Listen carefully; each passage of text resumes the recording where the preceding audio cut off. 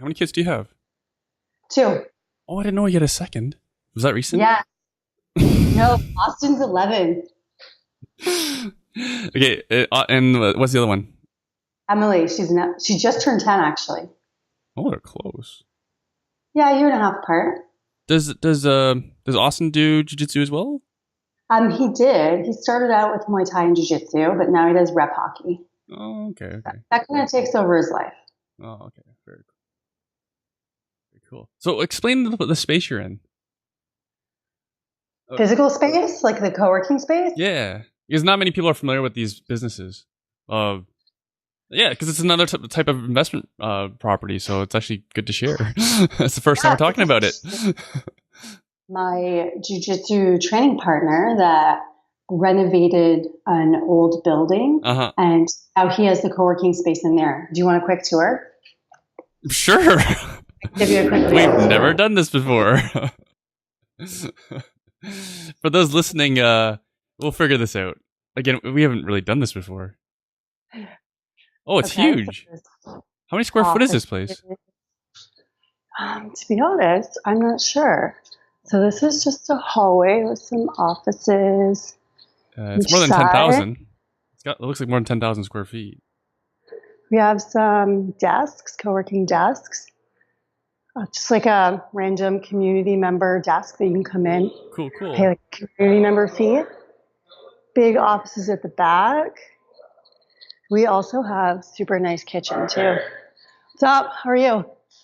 Doing my Skype thing. Do you know how much an office rents for? They vary. Let me get you the sheet. Were you ever thinking of doing something like this? I know other, in a lot of emerging markets, like even including Hamilton, I'm sure places like Oshawa. Actually, I bet these pop up in lots of places. Where are you right now? What city? Cambridge. Oh, okay. Yeah. Boardroom. Yeah. So Barbie's in a co-working space. In my experience, they're usually unwanted commercial space. Sometimes they're not on ground floor. Yours looks to be ground floor, but the ones I've seen are not ground floor. So it's usually tougher to rent. It's almost like wholesaling office space. Right? Exactly. It's for entrepreneurs that would normally work from home all by them lonesome. Mm-hmm. And we can come hang out in here together. Right. Together. A lot of us collaborate different projects. Yeah. So if anyone has like a building, for example, with a large square footage and you have trouble renting that whole space, I've seen these solutions like your co-working space that you're in right now. It's cut up into, 10, 20, 30 offices, roughly. It can be 7x7 or 10x10 or 12x12 offices. And like you said, it's actually a very good collaborative space as well. Absolutely. Some of these offices are bigger, so they have like their entire company in here, maybe 3, 4, 5, 6 desks. Mm-hmm. So there's lots of room to expand, or you can get a smaller office if it's just for yourself. Mm-hmm. Very cool. I like to be in the middle of everything. I need the chaos. Mm-hmm. So I just get a desk out in the middle of everything. So I'm like right by the kitchen, the social space. Oh, you Perfect. Like that, eh? Oh, I love it. I have to. I don't want an office. An office segregates me again. I like the closed door. But that's actually cool because it actually makes a good point is everyone's different. There's no rule for everyone to work what way, right? Because I need peace and quiet. I need time to think and just be alone with my thoughts in order to put word to paper type stuff. So again, like everyone's different. I need that time as well, but I use driving for that time. Mm-hmm, mm-hmm. That's my reflection time is when I'm driving because it's about a half hour for me to get anywhere from where we live in the country. Very cool. Very cool. So I have a lot of reflection time. Very cool. While I'm here, I've got to be in the middle of the buzz. Awesome. Okay, so Barbie. So where do we start? Let's start. So for the listeners, this is on YouTube as well, so you're welcome to go watch the video. Barbie hasn't even noticed yet. I'm wearing my gi. Yes, you are. I'm so used to it. It's when people aren't wearing their gi that I'm like, "What are you wearing?" So I'm wearing my my jiu-jitsu uniform. Barbie's actually much better than I am at this. We don't know that yet. We haven't fought yet. I don't think we need to prove that. For example, Barbie has actually won on the world stage. So explain. What have you done in your career as a jiu-jitsu practitioner? Well, I'm just starting out really in my journey in jiu-jitsu. Right. I've done a whole bunch of local tournaments in like Southwestern Ontario. I did quite well at that, so that gave me the confidence that I went out and competed in LA. Mm-hmm. That was super fun. And then I thought, well, if I can compete in LA, then why can't I just compete anywhere? So then I went and 2017, as a white belt, I went and did the Abu Dhabi World Pro. So that was super exciting. Definitely put me outside my comfort zone for sure. Okay. So what was the LA event? It was just like the LA Pro. So it's just kind of like the top of the top, which was kind of my technique a little bit, because white belt and pro don't really go in the same sentence for me. It's like weird. So of course, not very many white belts show up because you don't think they belong there. Right.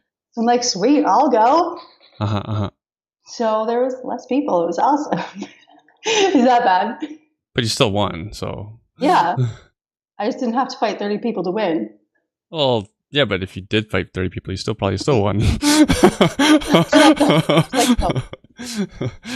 So yeah, you didn't have to work as hard for it, but yeah, it likely would have happened. You know, it'd be like us in a golf tournament in a foursome with Tiger Woods. He only has to beat us three, but he's gonna.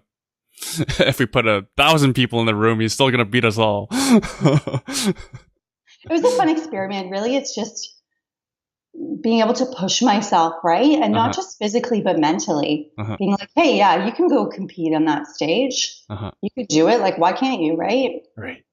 And then you went to Abu Dhabi. Where is Abu Dhabi? I'm sad. That's sad. I should look it up.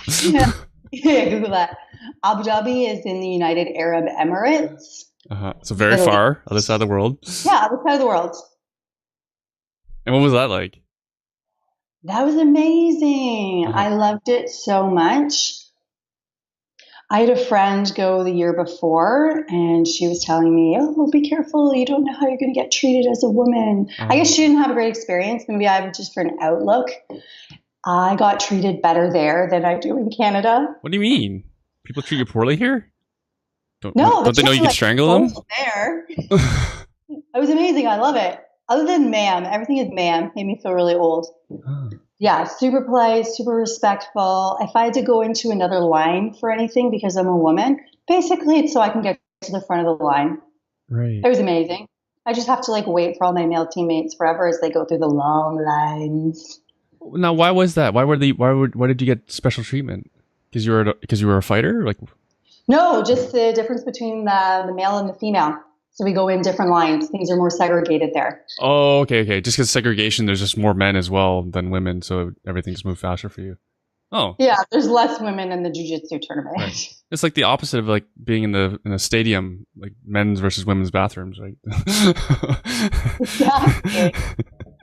So for people who don't understand jiu-jitsu, and especially in competing, like explain to the less informed listener, like what are you doing at these tournaments?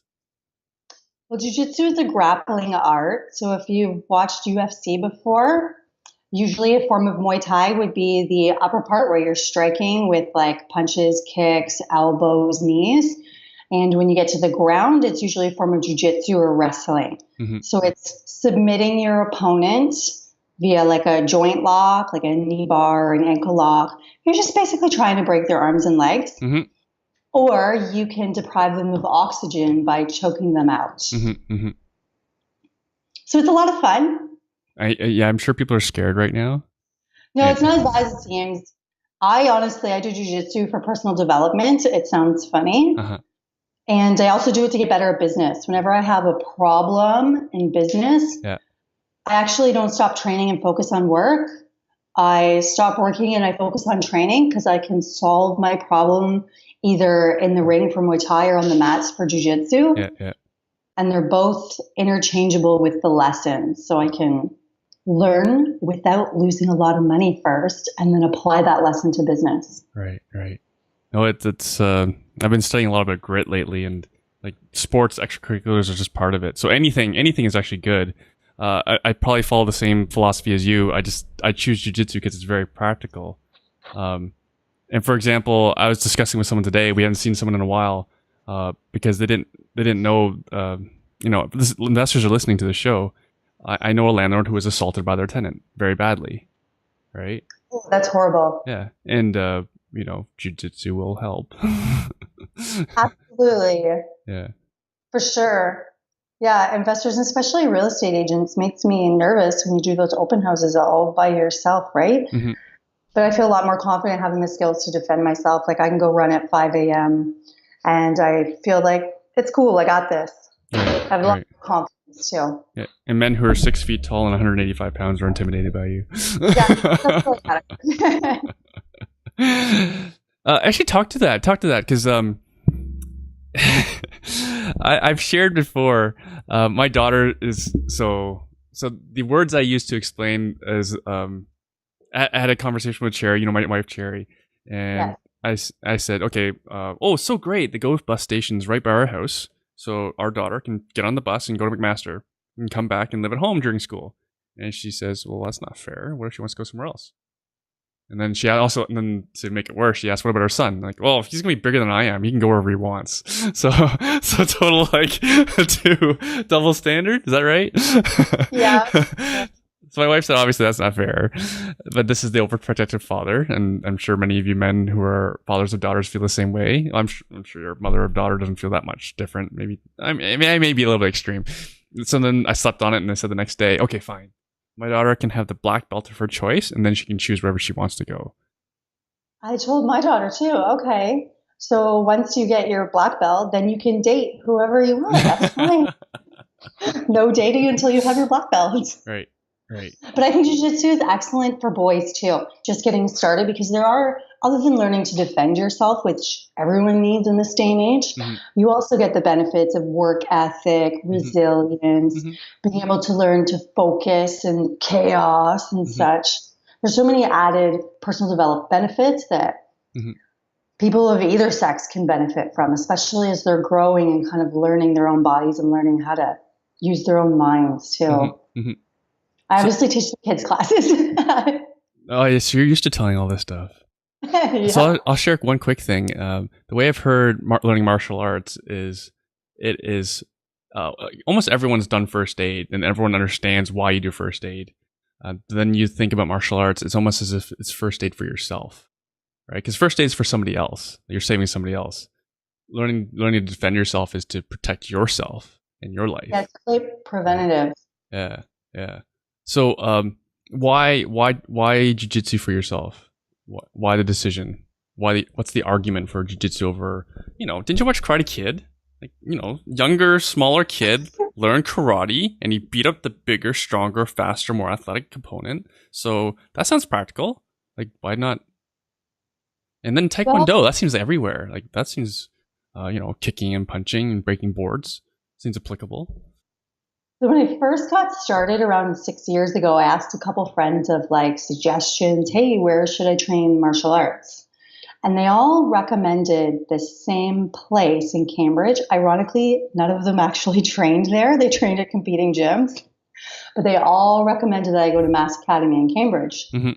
So I didn't even know what martial art I wanted to do. I just went there. They had Muay Thai. So I signed up and I did Muay Thai for 3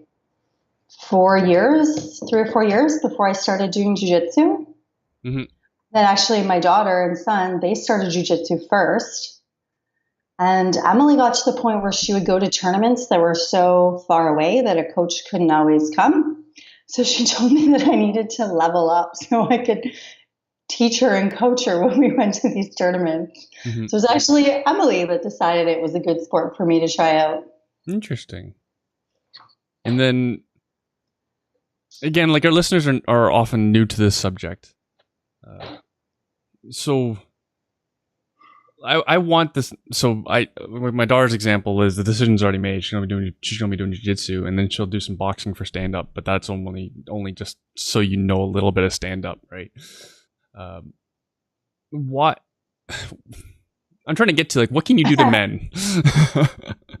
Because that because that goes back to like UFC 1 when we thought what we thought we knew about martial arts was what we saw in the movies, Right. and then we saw martial art versus martial art for real, for money, like everything's at stake, and you represent your martial art as well, and then we saw who the winner was. Right? Yes, there's lots of honor behind it. Yeah. No, as my point being is that people weren't taking it easy.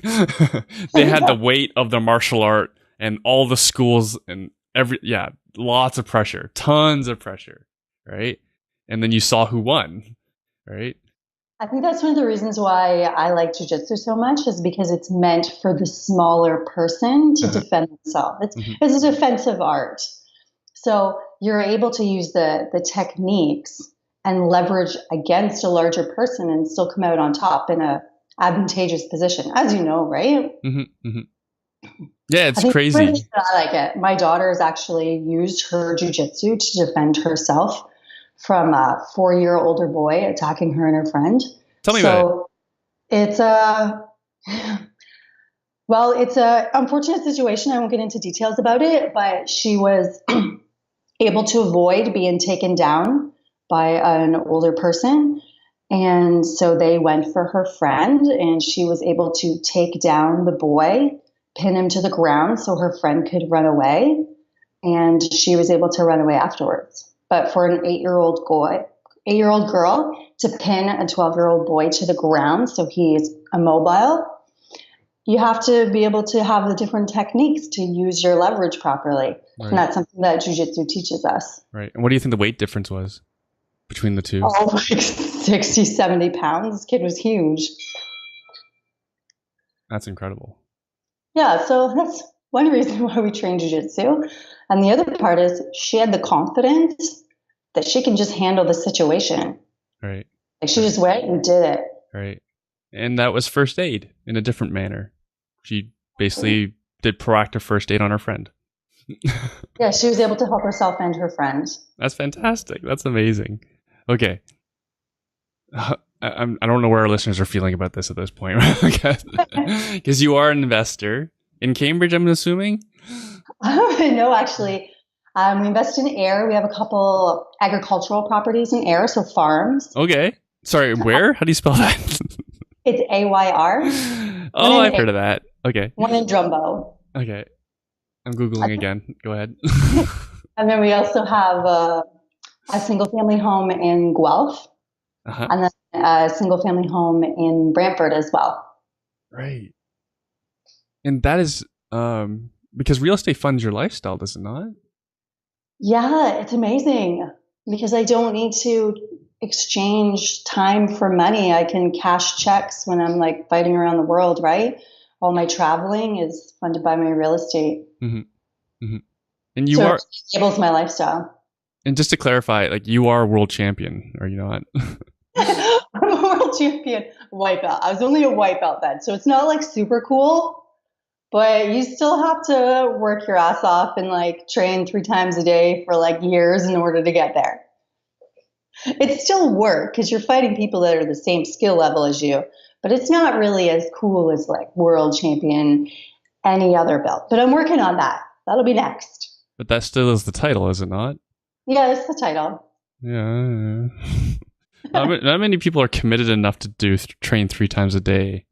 No, there's a lot of sacrifices that go into it. Sacrifices for family. They have to support me. My husband had to step up, do a little bit, watch the kids a little bit more. If I go and train at 5 a.m., he has to get them on the bus and stuff. So it's kind of a group effort. Right. My daughter makes sure that I run and pokes me in the butt if I'm not going fast enough.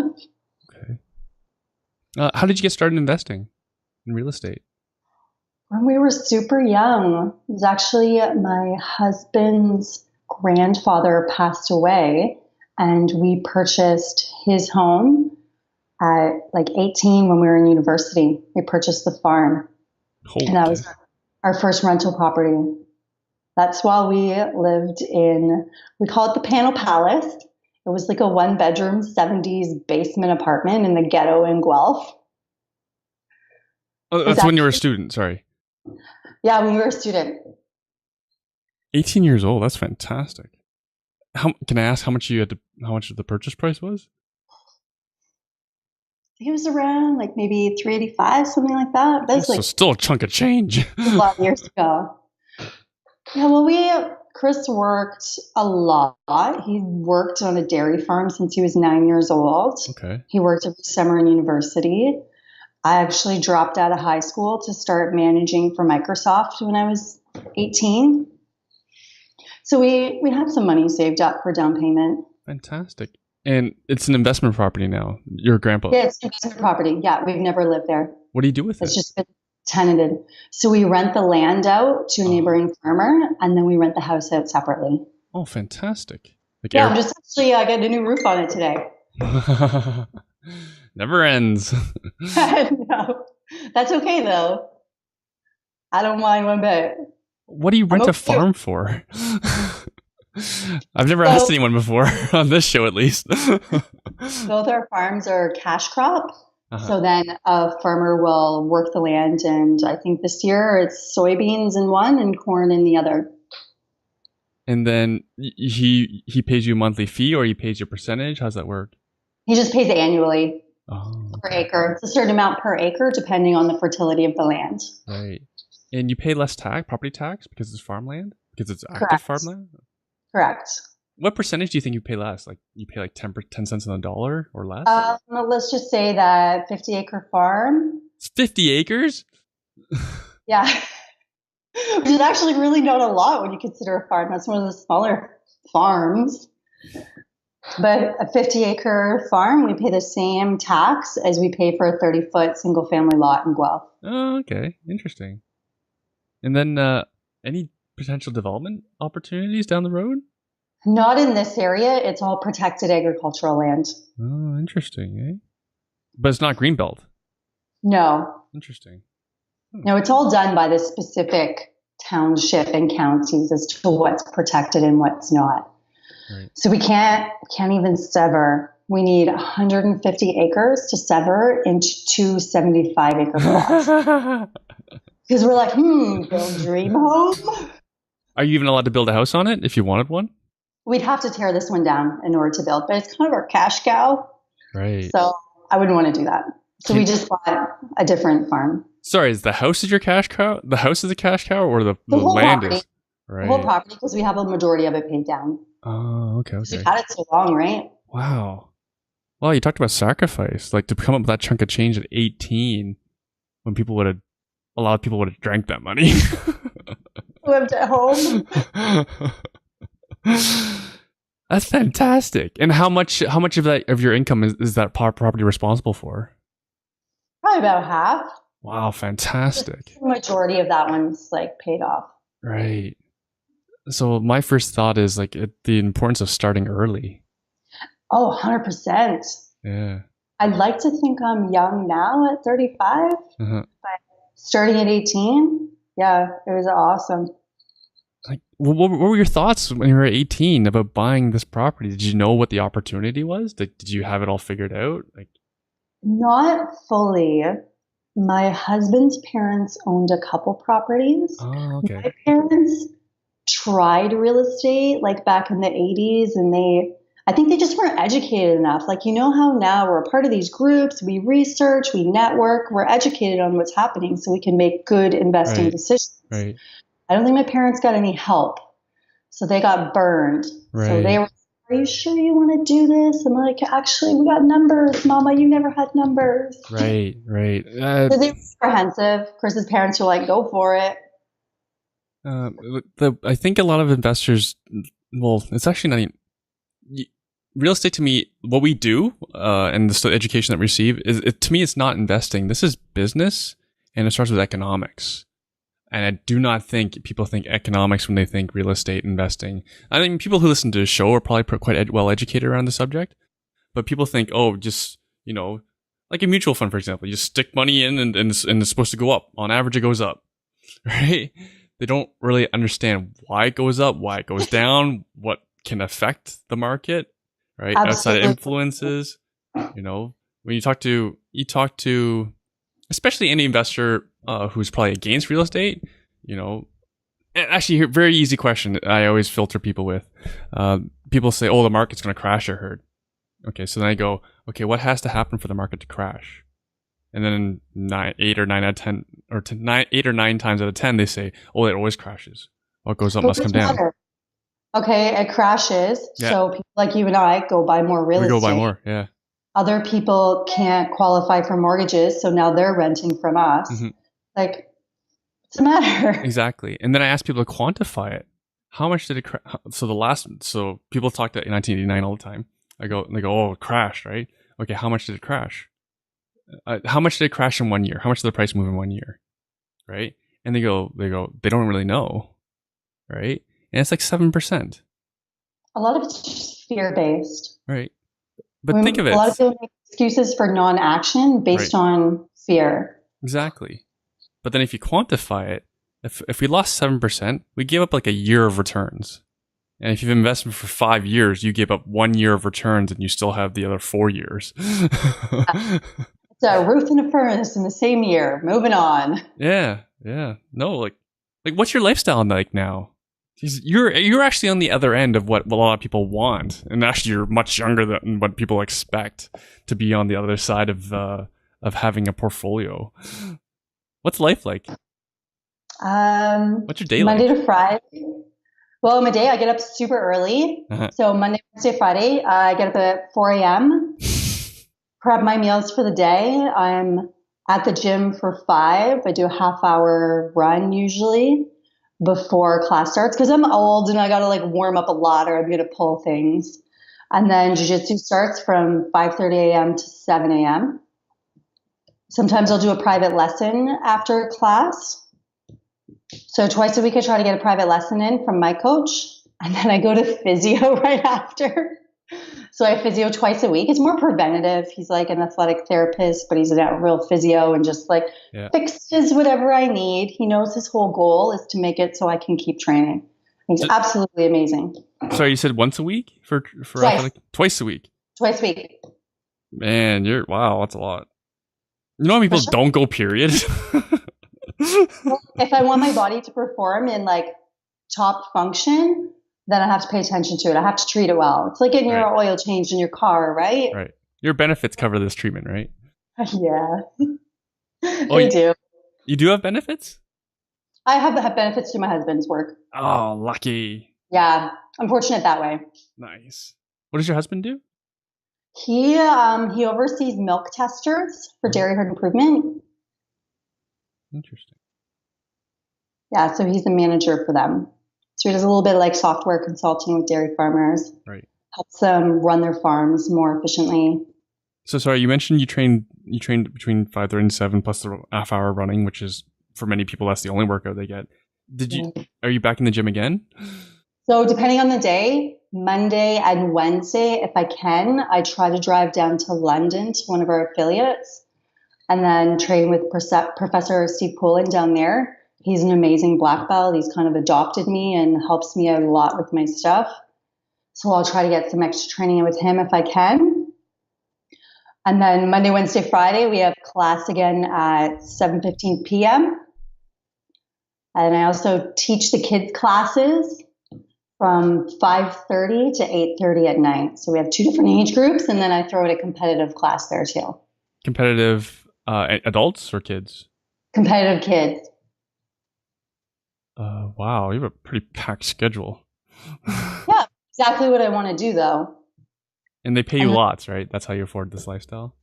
No. No, I just enjoy doing it because I can, and I can make an impact on these children's lives.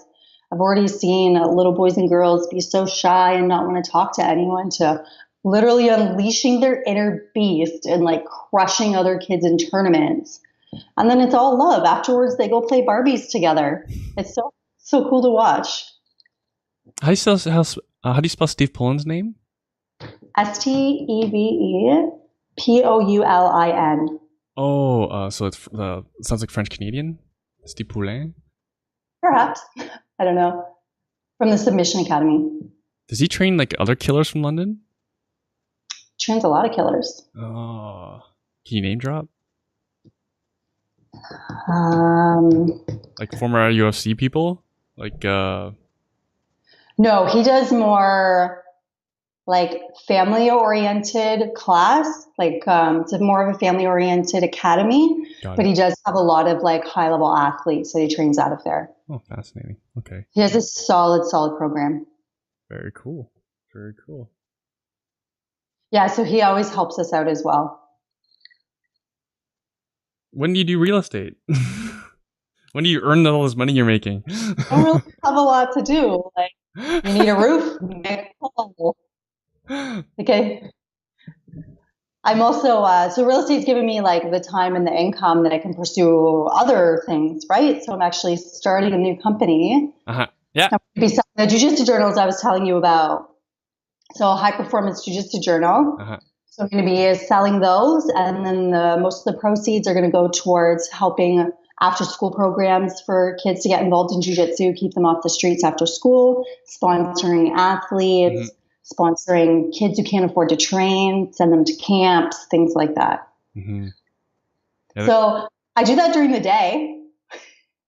I'll come to the co-working space. It's like 2 minutes from the gym, and I'll work on that. Super cool. So I've been focused on that. I haven't done any real like buying or selling recently for real estate. So it hasn't really taken up much of my time at all. So where can folks find these BJJ journals? I am just launching it super shortly, but if they go to www.elevatabjj.com, so it's going to be ELEVATA BJJ.com. And then very soon I'm going to have a sign up for an email list to be put on the pre-launch list for that. Cool.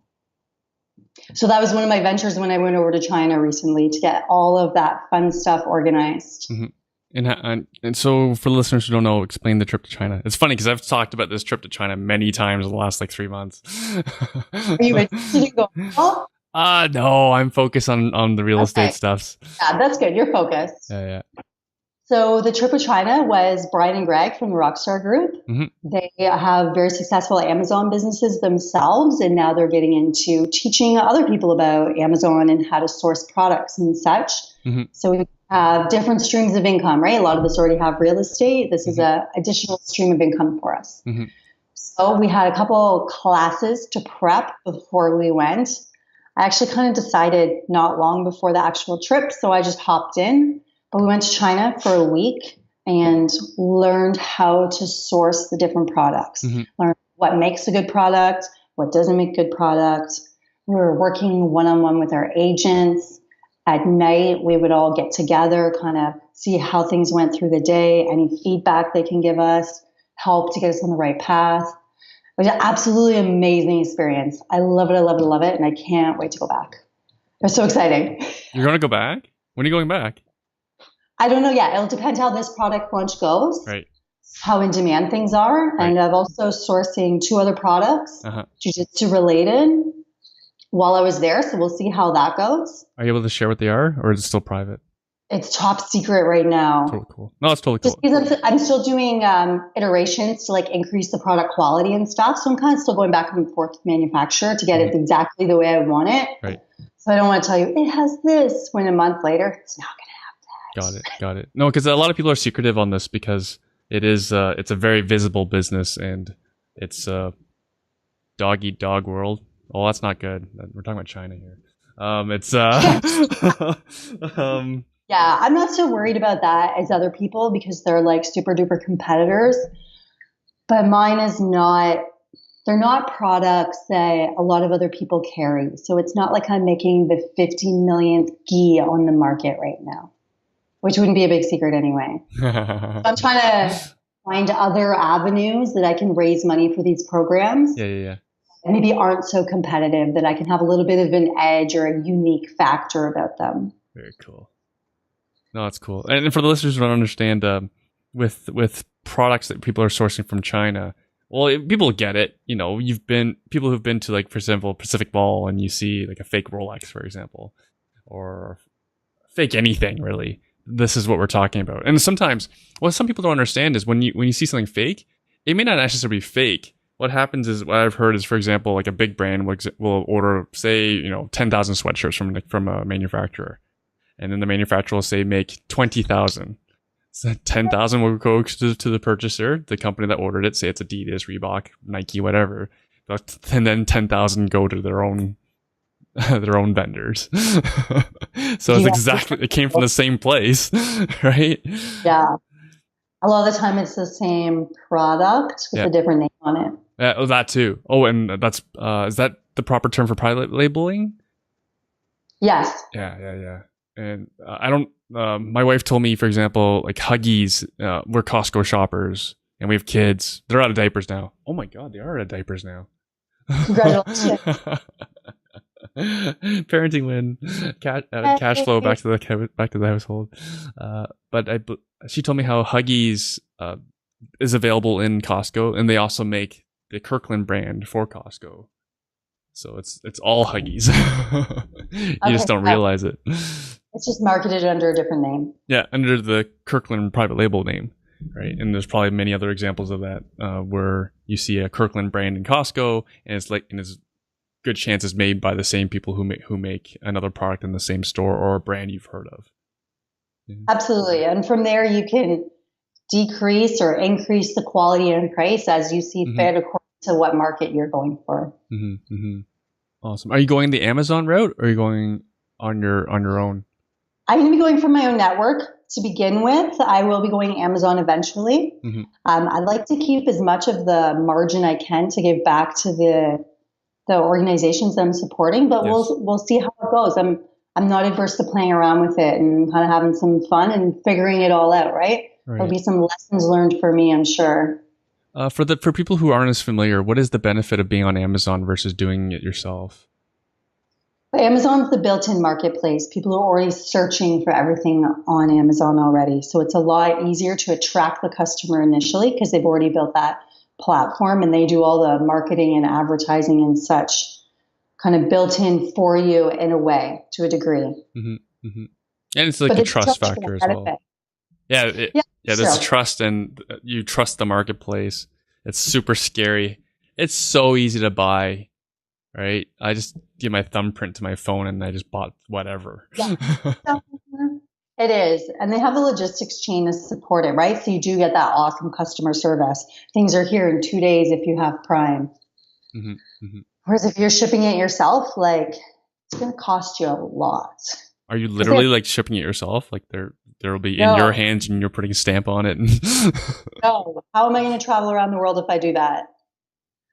So I'm probably going to get it fulfilled by Amazon through, they call it, I think it's something like third-party merchant or merchant something. So I can ship all my journals to Amazon and they will fulfill it for me, whether it's from my own website or from my Amazon website. What's the difference in cost if you do it, even though it's fulfilled by Amazon but not sold on Amazon Marketplace? What's the difference in cost? It's a little bit higher shipping fee, but you don't have to pay the 15%, I believe, or there's like a fixed cost to selling it on Amazon. Wow. Like I know for my journal, it would be right off the bat, $10, like Amazon seller, that on top of the shipping. Right. And then what's the price of the book? What's the price of the journal? The book is going to be $54. $54 and $10 off the top would go to Amazon Marketplace if you went that. Yeah. Plus the fulfillment and shipping charge. Wow, interesting. Because often, I'm sure other Amazon users feel slighted as well when we can't find what we want on .ca when it's on .com. Like for example, I was looking for I was looking for that bug assault gun. Are you familiar with that one? Yes. So for the listeners who don't know, it's what it is. It's what it sounds like. It is it's a pump action gun that fires table salt, and you use it to shoot bugs. Anyways, they have a .com website, so they have proper e-commerce in the States, but they don't have a .ca version. There's no vendors in Canada that sell the bug assault gun except for Amazon. That's interesting. They chose to go 100% marketplace versus having any sort of outside presence available in Canada. Yeah, who knows how they have everything set up? Maybe that's not their only product, right? And then something I only just realized recently was if you're on Amazon, you can skirt a lot of the language laws. I used to work in retail. I used to work for Gateway Computers. So anytime we brought a computer into Canada, we always had to have everything translated, all the manuals translated, labels translated, and stuck onto product. But it seems to be you don't have to do that for Amazon. I'm not familiar with all the rules. That's why I have Greg and Brian to help me. Right. That'd be interesting. In case the language police come after you. They want to see a French BJJ. Le BJJ. So far, I don't think I have the market to make it all in French yet. Got it. That would definitely have to be a pre-order. Very cool. So, do you have any tips for new investors? Like, wow. Start early. That would be my biggest tip. Good God. Okay, so say you're starting today. What would you do, investor-wise? Buy a farm? No. No, I wouldn't. If I was like starting all over again today. Yeah. For the beginner investor. For the beginner investor's benefit. I would probably get a property that had double units. I'd rent the bottom out and then I would stay in the top unit. Right. Vice versa. Might even rent the top out for more and live in the basement. Mm-hmm. And what you have to sacrifice, right? What city do you like? If I'm going to live in an actual city, I like Guelph. Guelph is awesome. Mm. Have you done that in Guelph? Because I know you own a property in Guelph. You said just single family though. Yeah, ours was just single family. Mm-hmm. We've never lived with another family above or below us. We've always had our own personal residence. Right. It's going to be the future. Right. I rented out one of my properties in St. Catharines to 4 young people, and they're not related. Right. That's just the reality. And I think a lot of people need to understand that if you can't afford to live by yourself or just you as a couple, you and your partner, you need to buddy up. Absolutely. We've had tenants do that before too. Yeah. No, I just don't get these people coming with an application. Rent is like $1,700, say, for example. And then a couple comes, their combined income is $2,500. Right? So find, it's a 4-bedroom house.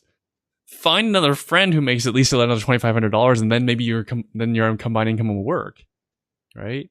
Like times have changed. Yeah, it's not the same. It's going to be very, very difficult for people just coming into home ownership now, to even qualify for it. Uh-huh. But to save a down payment is tricky, right? Like, I was fortunate that I worked full time in a good job before I went. So I already had that built up, but I don't know how people pay for university, have student debt, right, and then buy a house. Like, your debt ratio would be horrible already. Like, you're already from the start. Yeah. So yeah, you mentioned you were heavy downer. I would probably get like a apartment below, live in the basement, rent at the top for top dollar. I would do the same. Hell, I would if I lived in the basement, I'd Airbnb the other bedroom too. Absolutely. And that's the other thing. You just have to make sacrifices to make it work. Yeah, there's just so many people who are willing to sacrifice to make ends meet. They just rather I don't know. They'd rather just complain to the government. Give us more. Stop. Control rents. Crash the market, please. I know. It's not going to help them. Yeah, there's actually a survey result. It was like a ridiculous portion of people from like Toronto and Vancouver who want the market to crash. Yeah, if wishes were fishes, we'd all cast nets. You mentioned you had a job when you were 18. When did you stop working a job? 21. Well, I stopped working for Microsoft when I was 21, and then I went back to school because I really enjoyed marketing. So I went back to school to Mohawk College for marketing and advertising. Okay. And then I became a strength and conditioning coach after that. Okay. So it's fun. I like it. You're active. I like coaching people, so it was perfect. Wow. I like training. Microsoft did a lot of the training for different groups. So I enjoyed that aspect of it. Teaching adults is awesome. I love it. So I did that probably up until maybe 7, 8 years ago. Wow. So you're 28 roughly when you stopped trading time for money. Yes. Holy cow. Yeah, because my real estate income lapsed over, so I didn't have to work anymore. And at that time, we moved from Guelph back to the family farm. So that was 45-minute drive. I mean, I loved my clients, but like I'm getting paid peanuts. Like, why am I even doing this? Right. So I just made my clients into drinking buddies instead. Oh, good. So I got to hang out with them. And then I just trained a lot more, trained myself a lot more. Oh, man. You're living the dream. You were It's able pretty to, awesome. like for many people know, like strength and conditioning coaches, personal trainers, they don't make much. They do it because they enjoy it. Right? Yeah, I think I only made maybe like $35 an hour, something like when that. you were working though, because there's lots of When I was working, absolutely. there's lots of the best part is gaps. I was still in control of my own schedule. I can work when I want, right? Yeah. I only had to listen to a boss once in a while. I could kind of tune her out. Right. So that was good. I can come and go when I wanted. Right. So when you want to work. And then you graduated from Mohawk with no debt, I'm assuming. No.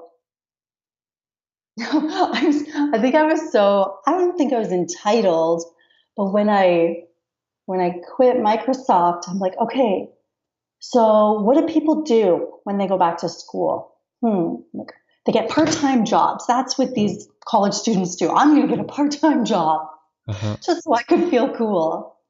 And I started working at the Keg in Brantford. They were just opening the store. And I got a job. I think I was like supposed to be in between from the kitchen, but not quite a waitress, but I wasn't cooking anything. I just take the food out.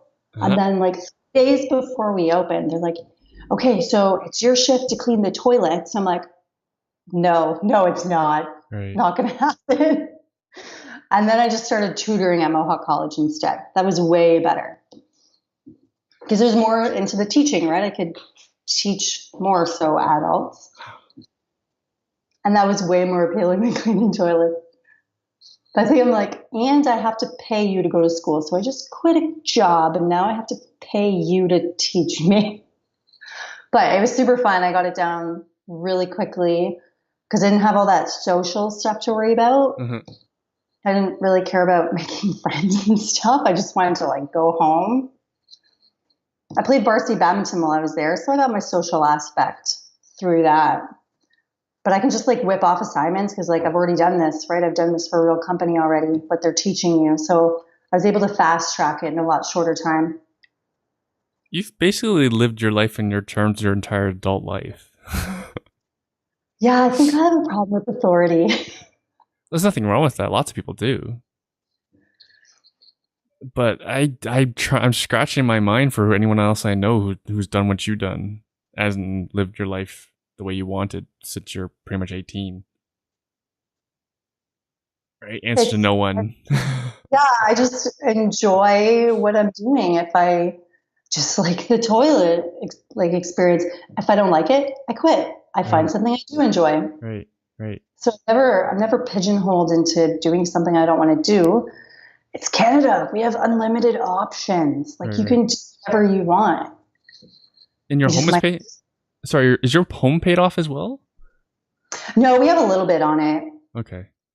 But it's just a little bit. It's not like... Yeah, it's like $100,000 on an entire farm. So okay. Not really. I was talking to a family member who was trying to buy a house in Toronto. they offered like 100,000 over asking and ended up selling for 400,000 over asking. It was deliberately priced low. And I was like, oh my God, like your mortgage would have been bigger than mine. And we're throwing out numbers. I said, your mortgage is going to be like $3,000 or something. He goes, yeah, that's right. No. I said it's going to be $6,000. He goes, no, it's going to be $3,000. Like, and then he thought about it for a while. Like, oh yes, that's $3,000 biweekly for a mortgage payment. Those out first before you throw that offer in. Holy cow! So yeah, wow. And again, you have to sacrifice depending where you want to live. Right. My word. And I want all the listeners to take some time to think about what your life would look like if you didn't have to work for money. What would you do with your free time? This is super cool. And it's a very powerful quote. Like, I love the personal development. I go to conferences all the time. Yeah. And I think it's maybe a Steve Jobs quote. I might be wrong there, but it's, what would you do if, I'm butchering this, but like, what would you do if you could do anything? Yeah. If you would be successful at anything and you automatically knew that, what would you want to do? Yeah. His convocation speech was commencement speech. His graduation speech, a school's graduation speech, along the lines of like, follow whatever you're passionate about. But I think people that dig a little bit deeper, like if you've read his bio, like my interpretation is his passion is to compete.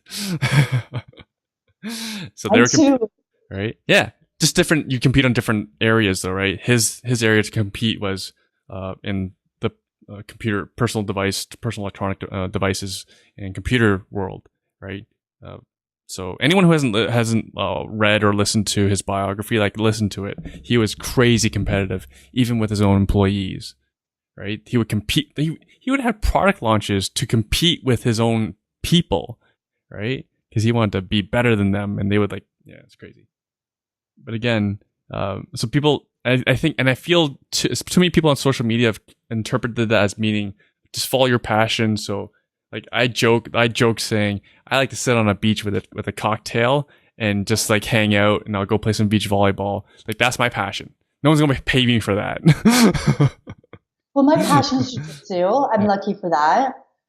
And real estate has been instrumental in allowing me to follow that passion, right? My passion is also business. I love working with people, so I love working with the tenants. Yeah. I love working with numbers, and I love working with my hands. Like nothing would make me happier than to like lay a new floor, like tile a backsplash, because I get to design it and I get to make it happen, and I can see the results of my work. Right. So do I like dealing with 4 a.m. sewage calls? No, but how often do you do that anyway, right? Yeah. If you make all of these things enjoyable, then you're going to enjoy what you're doing. But if you think, oh my God, they're calling again. Yeah. Meanwhile, you're like saving your house. You can do this repair now to prevent future damage to your property versus them not calling you at all. They're doing you a favor. Right. Perspective on how you look at it, I think. Right. And you can always strangle them if you have problems with the tenants. See, I use strangle. I didn't use choke. I saw that as a Danaher thing. I don't really know. I don't understand the background behind it, but that's okay. Oh, and that's you've trained at some of the highest, most famous schools in the world. I can't believe I left this out. Yes, Professor Pat Coligan, our Team Henzo Gracie coach, he presents us with like crazy opportunities to train all over. So I took my daughter out of school. She trains as well.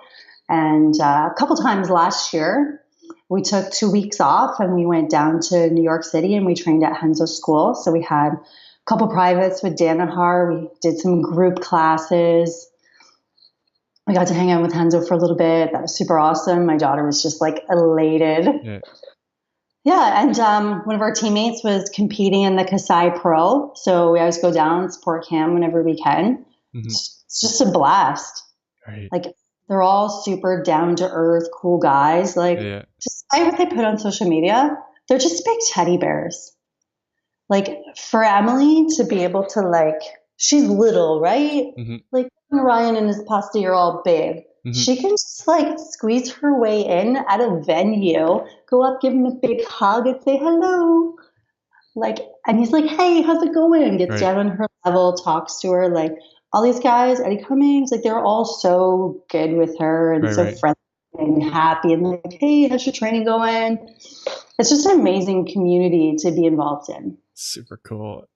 Gordon Ryan looks enormous. He's a big dude. Okay. Emily goes up to about his waist. Sorry? Emily goes up to about his waist.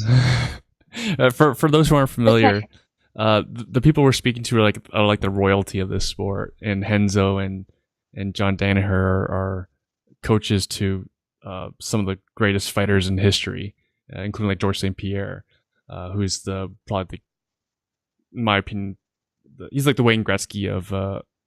Well, he's in the conversation of top two, at least, like possible greatest of all time. We'll see what John Jones does, and he'll probably do great things. But currently, top two. He's Canadian, so it's kind of cool. Yeah, super cool. He wasn't there when you were there, was he? No, he wasn't. Right. And this school is turning out. Sorry? It's real estate that allows us to go do these things, right? Like I'm able to offer these opportunities to my daughter to train and Jiu Jitsu with her idols. Right. That's exactly what she's doing. Like this would be like doing master class and acting with like Brad and Angelina Jolie. That's the parallel I'm trying to make it understandable for everyone. It'd be like learning to play hockey from Wayne Gretzky. Right. Yeah, it's pretty awesome. And that's what you're doing, which is super cool. And this school is turning out like tons of world champions. It is disproportionate. Absolutely.